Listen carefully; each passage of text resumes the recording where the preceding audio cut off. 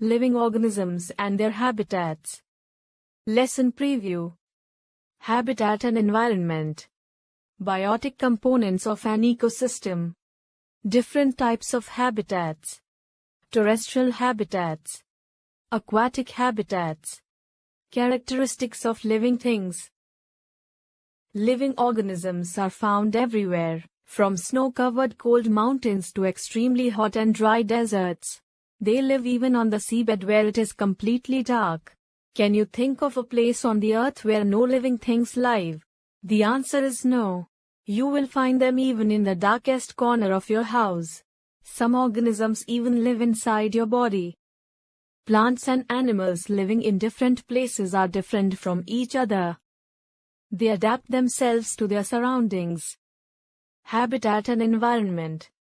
Environment of an organism is everything that surrounds and affects it. It includes both living and non-living things. Living things cannot live alone. They all need air to breathe, food to eat, water to drink, and other materials from their surroundings. They need air, water, and soil to survive. Thus, a living organism is dependent on both living and non-living things. Both living and non-living things interact with each other. Abiotic or non-living components are the physical components of the environment. These include air, water, soil, sunlight, temperature, humidity, etc. Biotic or living components include all plants, animals, and microorganisms. These are the biological environment. Ecology is the branch of science which studies the relationship between living things and their environment. All the biotic and abiotic components of the environment make up the natural environment. We humans are also a part of the natural environment. We can change our environment as per our needs. We no longer live in the natural environment, such as a forest or grassland. We live in villages and cities which we have built ourselves. This is the man-made environment in which we live today. Desert region. Mountainous region. Coastal region. Biotic components of an ecosystem. The biotic or living organisms, which make up the biotic components of an ecosystem, can be divided into three broad categories on the basis of the way they obtain their food.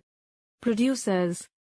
Green plants make their own food from carbon dioxide and water using the energy of sunlight.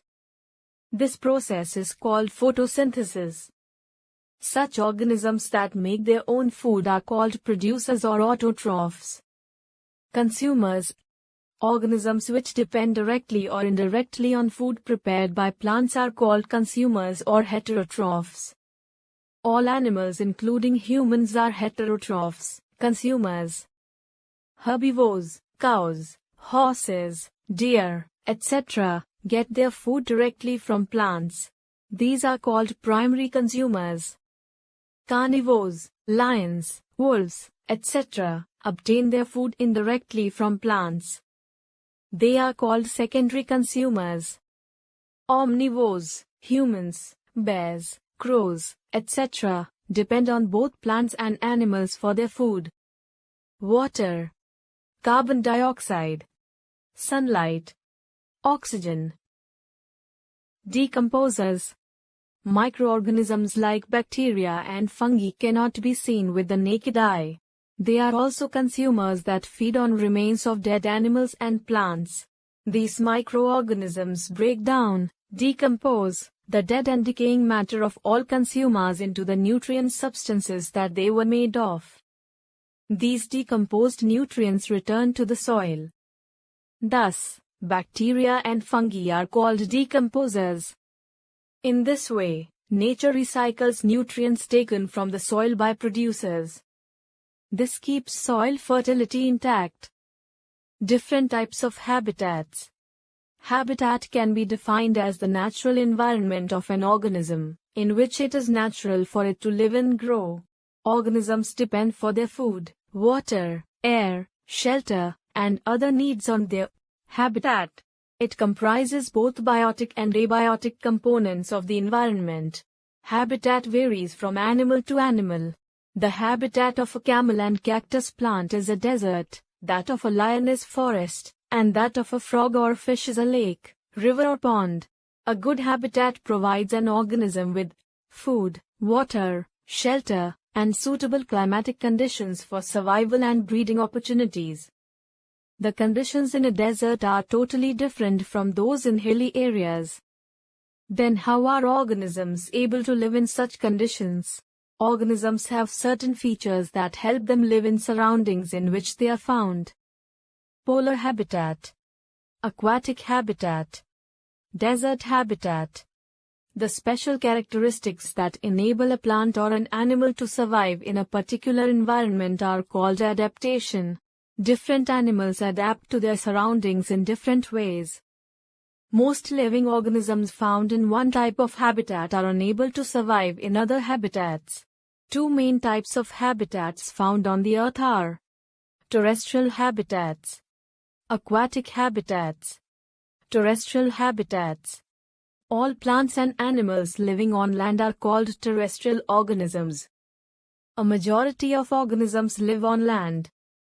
Terrestrial habitats are divided into different types depending on the climate, temperature, rainfall, soil, etc. Deserts, grasslands, mountains, and forests are some of the terrestrial habitats. Deserts. In deserts, it is extremely hot and dry. There is very little rainfall. Organisms living in this area include camels, rats, snakes, and cacti. Adaptations in plants. Most plants have long roots that can go farther down inside the soil in search of water. Some plants have fleshy stems which store water in them, for example cacti. These are called succulent plants. The stem is covered with a thick wax which prevents loss of water. Desert plants lose very little water through transpiration. They have very few leaves, or these are present in the form of scales or spines. This prevents loss of water through transpiration. Photosynthesis is carried out by the stems. Activity. Take a potted cactus plant and a non-desert plant. Tie a polythene bag to a part in each of the two plants. Leave the plants in the sun for some time. Observe after a few hours. What do you notice? Is there any difference in the amount of water collected in the two polythene bags? What does this show? Adaptations in animals. Many animals like snakes and rats stay in burrows, deep in the sand during daytime to avoid the intense heat. They come out only in the night when it is cool. The camel has special features to survive in the desert. It has long legs to keep the body away from the heat of the sand. Its hooves are covered with large soles which help it to move easily on hot sand. The camel stores excess food as fat in its hump. It utilizes this food during shortages, and is able to survive without food for long periods. It can drink a large quantity of water at a time and then stay without water for a long time. It excretes a small amount of urine, and it does not sweat. Its tongue is dry. It thus loses very little water from its body. Grasslands. It is very windy and dry in grasslands. It is hot during the day and cold during the night. Adaptations in plants.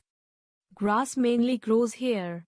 The adaptations are strong roots to fix the plants, flexible stems so that they can sway with the wind and not break, small leaves to reduce water loss.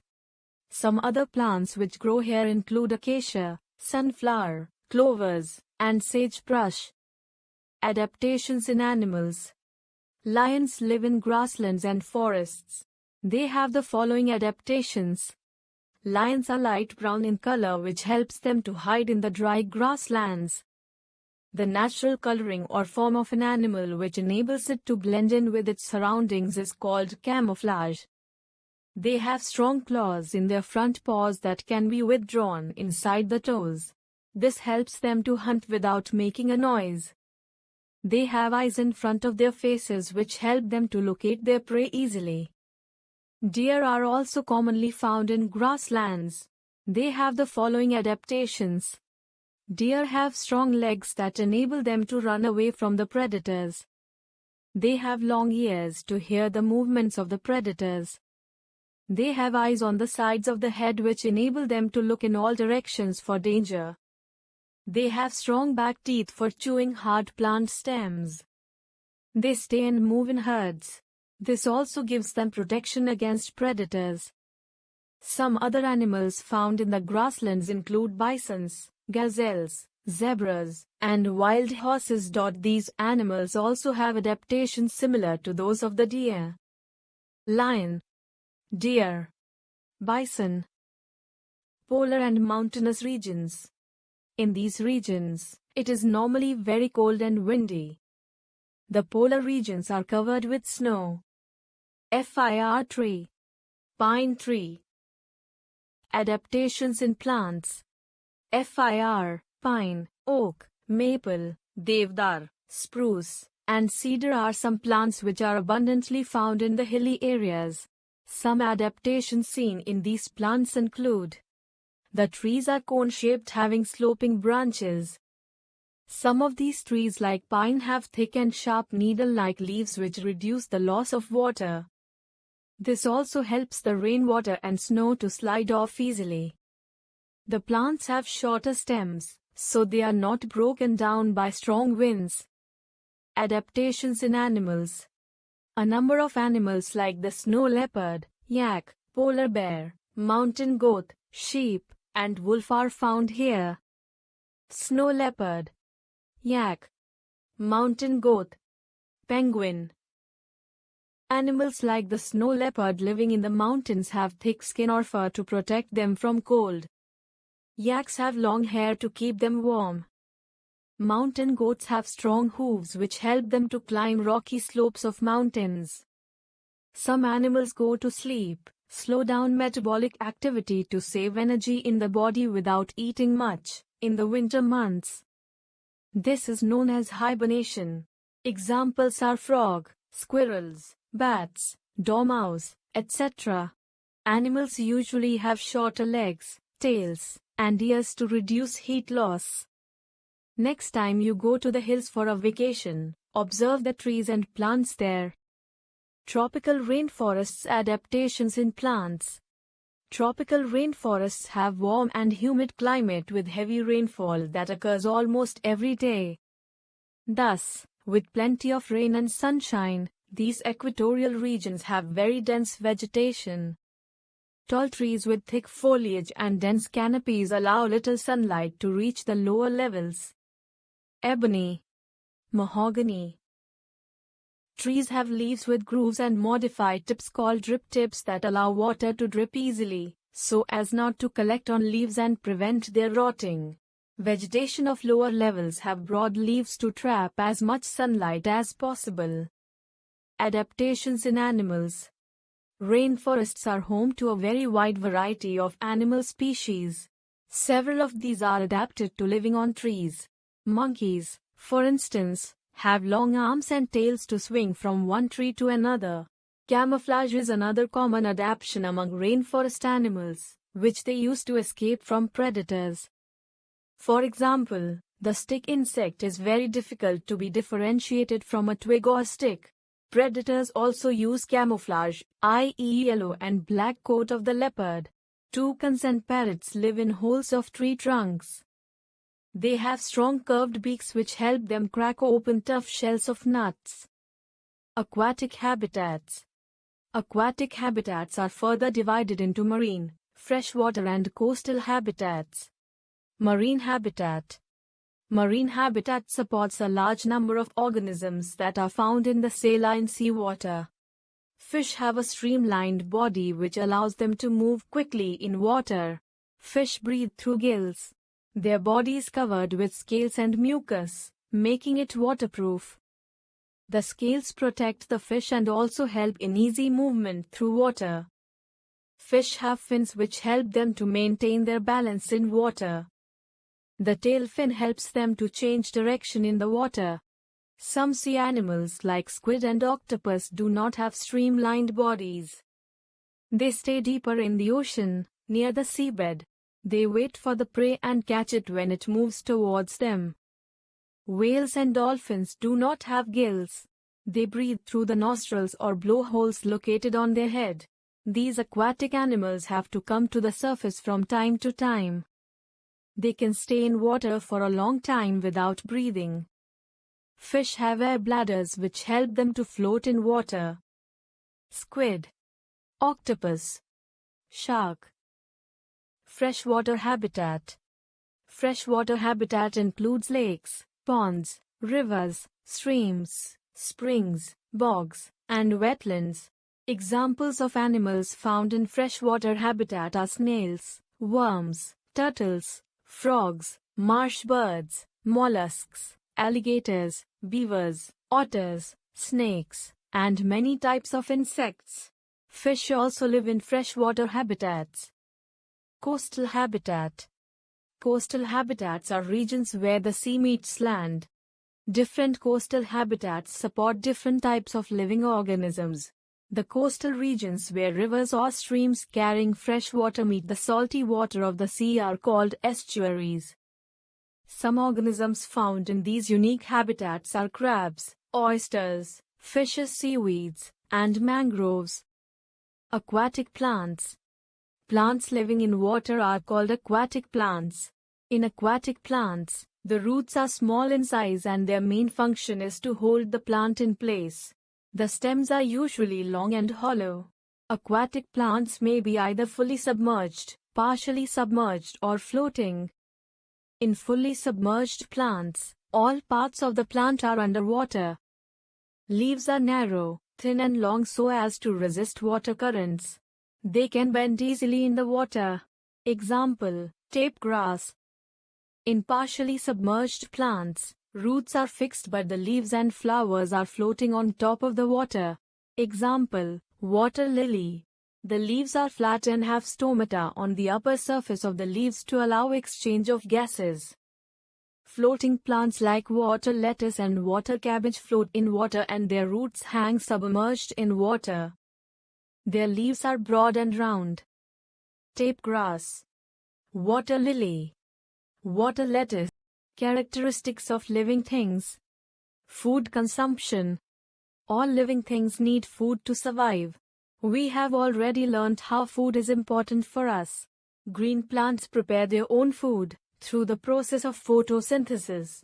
They are therefore called autotrophs.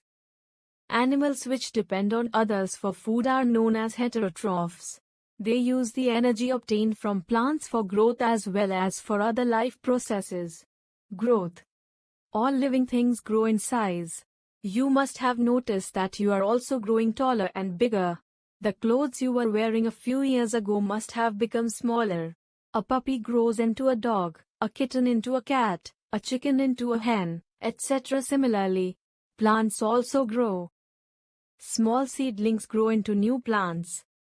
Trees grow throughout their life. If you see plants of the same type, for example rose, you will notice that some are very small and young while some are big and grown up. Respiration. When we inhale, the air we take in from the outside passes into our lungs. Oxygen in the air is absorbed and used by the body. Carbon dioxide from the body is given out when we breathe out. This process is known as respiration. Land animals like cows, horses, dogs, and cats breathe like us through lungs. Water animals like fish breathe the oxygen dissolved in water. They breathe through gills. Earthworms breathe through their skin. Plants also breathe by taking in oxygen and giving out carbon dioxide. The exchange of gases takes place through tiny holes present on the surface of leaves called stomata. Respiration takes place day and night, whereas plants take in carbon dioxide for photosynthesis during daytime only, and give out oxygen. The amount of oxygen given out during photosynthesis exceeds the amount of oxygen used by plants during respiration. Activity. Take lime water in a transparent test tube. Fit a cork with 2 holes in it. Insert glass tubes in the holes as shown in the diagram. Now breathe out into a tube. What do you observe? Lime water in the test tube turns milky, showing the presence of carbon dioxide in the air breathed out. Response to stimuli. What happens when you touch a hot iron? You immediately withdraw your hand. All living things respond to a stimulus. The change in our surroundings that produces a response in an organism is called stimulus. The reaction of an organism to a stimulus that brings about a change in its behavior is called a response. The main stimuli to which living organisms respond are touch, heat, light, sound, smell, and taste. Examples. A bird flies away when you move towards it. A turtle can contract itself into its shell. Animals become excited when food is served to them. When we feel thirsty, we drink water. Our eyes shut when we move from dim light to bright light. Similarly, plants also respond to stimuli. The leaves of touch may not plant fold when someone touches them. Activity. Take a potted plant and place it near a window through which light enters. Continue to water the plant. After a few days, you will see that stem of the plant bends towards the direction from which light is coming. Excretion.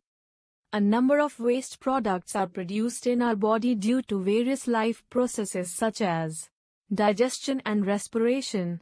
The process by which living organisms get rid of the waste and other harmful substances formed in their body is called excretion. Plants also excrete. They excrete oxygen and water vapor from small pores called stomata present in the leaves. Some plants store their waste products in the plant itself in a way that they do not harm the plant. Some waste products of plants are gums and resins. Reproduction. Living things are capable of producing more of their own kind. Different animals reproduce in different ways. Some animals give birth to young ones. Some animals like birds, frogs, snakes, and fish produce their young ones from eggs. Plants also reproduce. Most plants reproduce through seeds. Seeds germinate into new plants. Some plants reproduce from other parts like stem, leaf, root, etc. or plant cutting. Non-living things cannot reproduce. Activity. Take a cutting from a coleus plant. Fix it in the soil, and water it regularly. After a few days, you will find that the cutting grows into a new plant. Movement. Various kinds of motions such as walking, running, jumping, etc. by animals are called locomotion. Do plants also move? No, plants do not move in search of food and shelter, but they show some movements. Roots grow towards the soil and shoots grow away from it. Sunflower turns its face towards the sun. Touch-me-not plant folds its leaves when touched. You can see similar types of movements in flowers of lotus and water lily.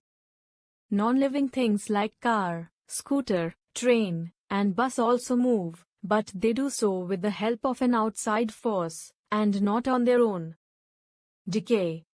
All living organisms have a fixed lifespan. They die after a fixed time. Different organisms have different lifespans. Thus, we have seen that all living things have some common characteristics. They take food, grow, respire, excrete, respond to stimuli, reproduce, move, and die. Do all living things show all these characteristics? A seed can stay as it is without growing or showing other characteristics associated with living things if kept as it is. However, if the same is planted in soil and watered, it germinates into a new plant.